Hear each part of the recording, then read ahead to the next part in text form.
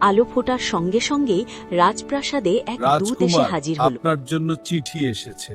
দূত রাজকুমারের হাতে একটি চিঠি দিল। কুমার চিঠি খুলে পড়তে মণিমালা আমাকে আজই যেতে বলেছে। তার চোখ আনন্দে ঝলমল করে উঠল। খুশিতে আত্মহারা হয়ে কুমার আজই বলল, রওনা দিলাম আমার মণিমালার কাছে। সকালের খাবার শেষ করে রাজকুমার ঘোড়ায় চড়ে রওনা দিল শ্বশুরবাড়ির পথে। পথে যেতে যেতে সে গুনগুন করছিল, নিজের ভাগ্য নিয়ে গর্ব করছিল।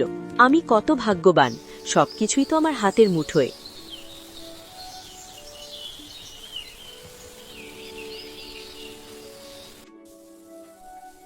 হঠাৎ রাজপথের মাঝখানে সে দেখতে পেল এক বৃদ্ধ পাগল ধুলো নিয়ে খেলছে। এই পাগল, রাস্তার মাঝখানে বসে খেলছিস কেন? খেলছি না বাবা, আমি খেলছি না রে বাবা, আমি সবার রাতের রিজিক মাপছি। তুই নাকি সবারই রিজিক বাগলে বলছিস? দেখো,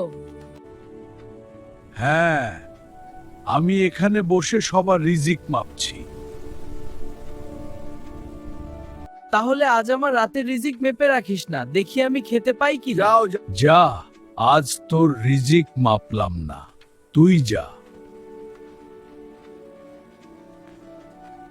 কুমার হাসতে হাসতে চলে গেল। সন্ধ্যায় রাজকুমার পৌঁছালো শ্বশুর বাড়িতে। খাবারের টেবিলে এসে বসেছে, পাশে তার দুই শালা। শাশুড়ি নিজ হাতে খাবার পরিবেশন করছিলেন। হঠাৎ কুমারের মনে পড়ে গেল সেই পাগলের কথা। সে হেসে উঠল। এটা অপমান। এখানে আমাদের মা খাবার দিচ্ছে আর তুমি হাসছো কি? দেখ, কুমার তুই কিছু বেরো বলার এক্ষুনি আমাদের বাড়ি থেকে। তারা তাকে মারধর করে বাড়ি থেকে বের করে দিল।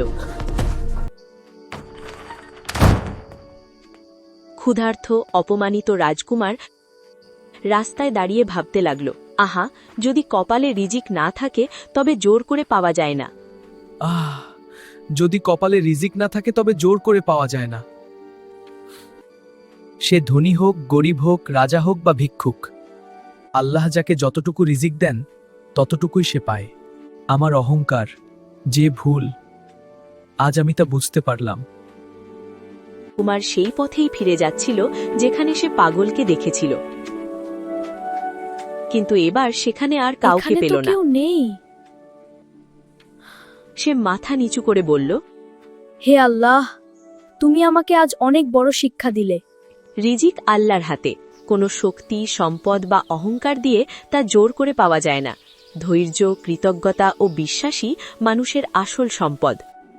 আমি এক ফেরেশতা, আমি আল্লাহর গোলাম, আমি আল্লাহর হুকুমে সব কাজ করি। অহংকার মানুষের পতন ঘটায়, তাই কেউ ক্ষমতার বড়াই করো না। রাজকুমার নিজের শক্তি ও অবস্থান নিয়ে অহংকার করেছিল, কিন্তু শেষে বুঝেছে অহংকার মানুষের পতনের কারণ হতে পারে। হাসি ঠাট্টা ও অসম্মান করার কারণে রাজকুমার রাতে খাবার পায়নি।